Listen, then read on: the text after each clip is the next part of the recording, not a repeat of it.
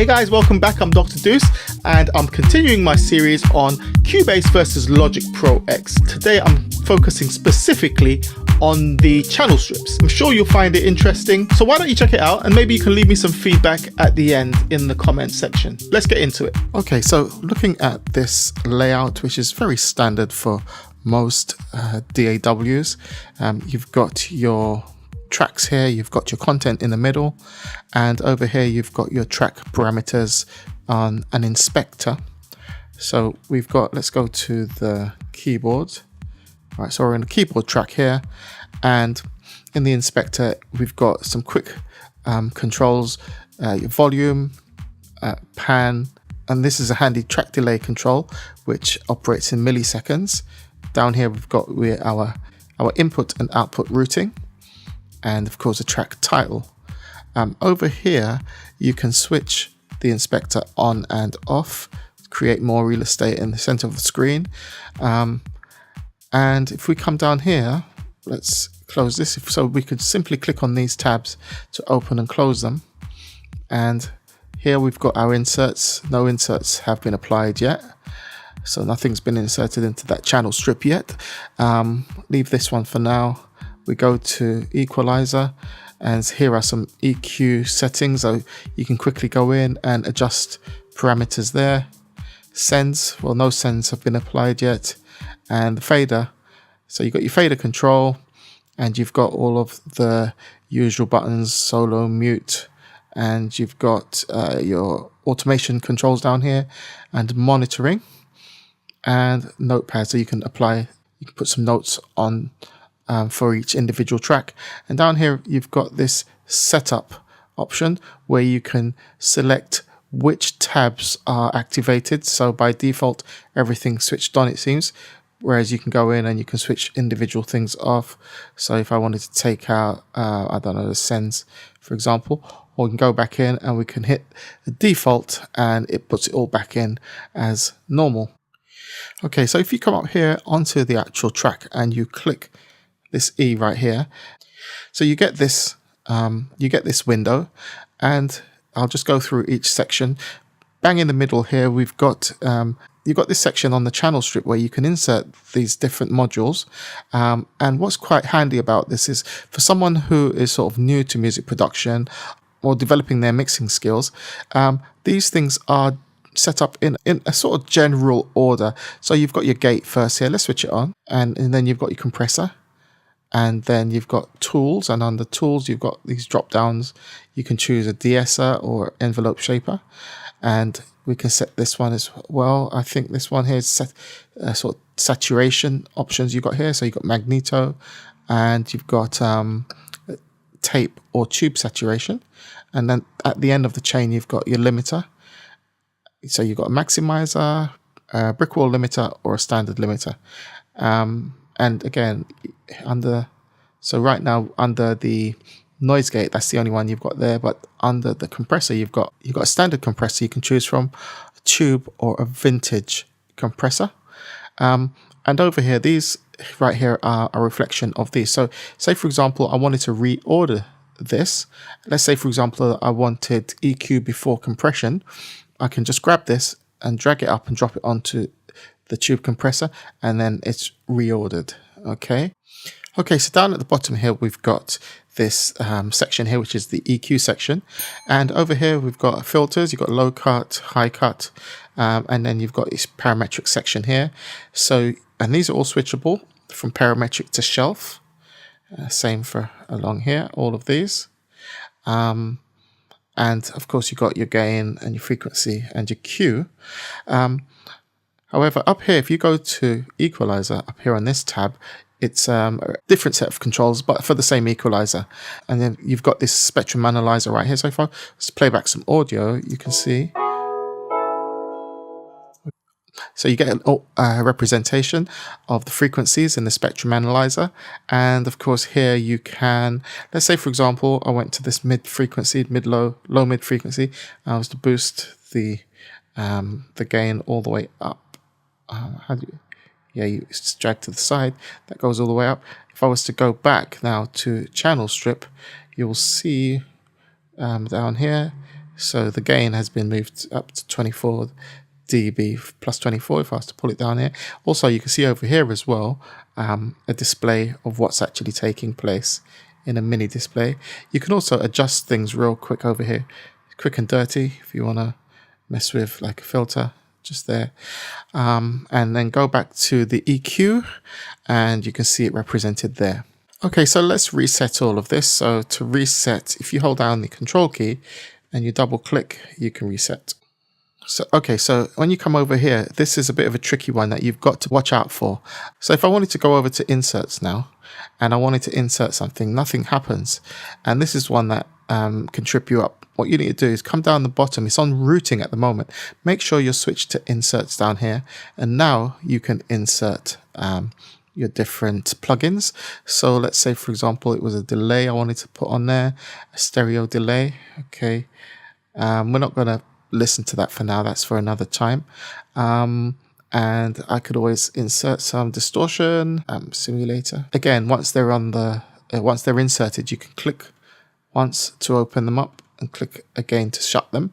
You've also got this drop down right here where you can go in and make changes. Now over on this side, you've got your sends, and again, check here. If you click here, you be able to choose which send or bus that you want to send to, but nothing's been set up, and I'll show you how to do that in a second. Now this panning section, I believe, relates to the sends. So depending on what sends are being routed, then you can apply relevant panning to that. And of course, you've got the overall channel fader for this channel strip and the usual controls here. Yeah, so there's a couple more things that I want to say about this section is if we were to come up here to this little button, click on that, then you can load some presets. So if you had certain EQ curves that you wanted to save or load, you can pull them up or save them there, or you can just save the default. Also on the channel strip, if you've got presets you want to load or save, you can do it from here. Now, if we come back over to the inserts, you can do the same from here. This icon symbolizes the load save preset sort of function. The last thing I want to do right here before I look at the sends again, I'm just going to show you how you reset. So we just come here, and under this drop down, you've got all these options here where you can copy or save. You can copy or paste channel strip settings or reset the channel. So I'm just going to hit reset, and now if I was to go back to channel strip, everything's blank. Now the final thing I want to touch on is the sends section. There's nothing you can route to at the moment. So what we need to do is go to the main window, which is here. Let's pull this up, and I need to create an effects track. So I need to hit this plus button right here and come down to add effects channel. I'm going to insert an effect. Let's say it was a reverb. So come down to reverb, hit that one, and that's inserted now, and it's stereo and everything looks good.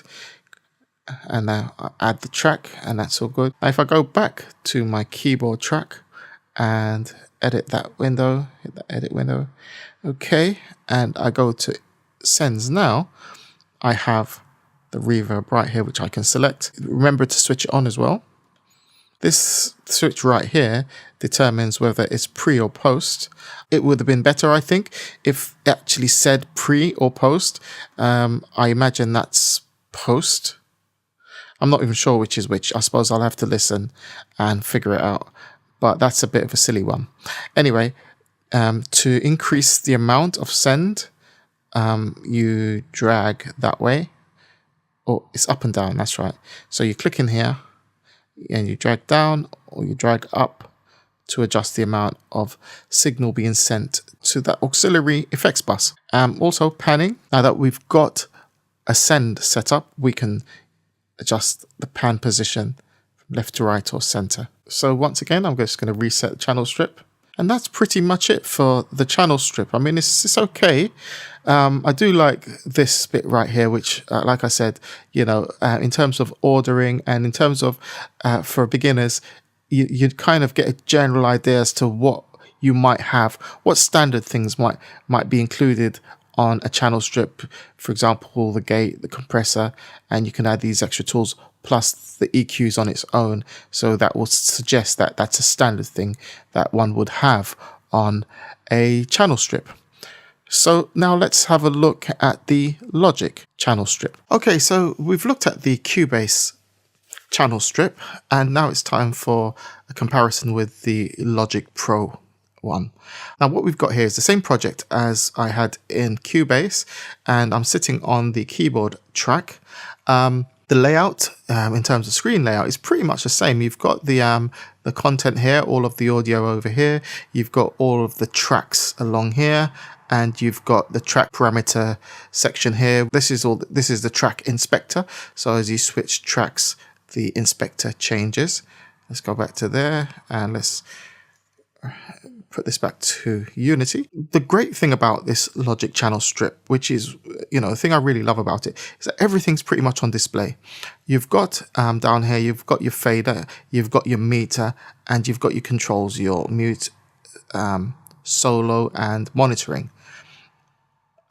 You've also got your automation here, your pan controls here, and all of your readings there.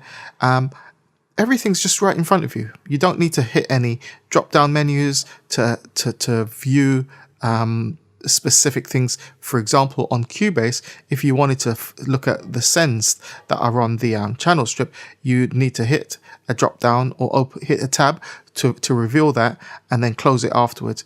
Whereas right here, we've got our sends. So for example, if I was to insert something here on the channel strip, let's say, for example, I wanted to insert some overdrive. Close that. This is all going to be very random. I can slot something else in underneath that, say a compressor, for example, and they're always in view. You can continue to build this list right here. The EQ, double click on that, and let's go up to presets. I don't know, just put something random in. Let's say piano. Okay, there's a curve, and right here you got the visual thumbnail right there, and that's what's great about this channel strip. Let's look at the channel strip from the top down. Okay, so right here is our input gain control. So this is quite handy for those of you who use USB microphones. You can adjust the level, the microphone level or input gain right here. Okay, I'm going to leave it on 0 dB. So it's unchanged, because it will also affect mine. Even though I'm using an audio interface, this control will affect the amount of input coming into Logic. So next thing we've got our settings. So right here we can copy, depending on what plugins and what sends and what inserts we've got attached to this channel strip. You can, of course, come in here, you can copy that and you can paste it onto another channel strip. You could also load up presets. So in here we've got lots and lots of different presets that you can choose from under GarageBand as well, and the Logic standard ones. There's tons and tons of different options that you can load up as a preset channel strip, and it will populate all of the different slots based on what you've selected. Okay, so that's that. Here is the EQ curve. If you double click on the thumbnail, you open up the EQ section. And the EQ here is much better than the one, the standard one in Cubase, because we've got 8 bands as opposed to, I think it was 5 in Cubase. You've got your 2 filters on the ends, you've got your shelves, and then you've got a 4-band parametric in the middle. Okay, and the layout is great, and the analyzer is also very good indeed. Operating it is very similar to Cubase. You can grab the nodes and adjust the nodes like so. You can also adjust the Q like so, or you can do it from down here, adjust the frequency and so on, and you can switch the analyzer on or off just here. So if I was to play back some audio, right, so you can see the analyzer working away right there. Okay, so that's the EQ. I mean, it's real.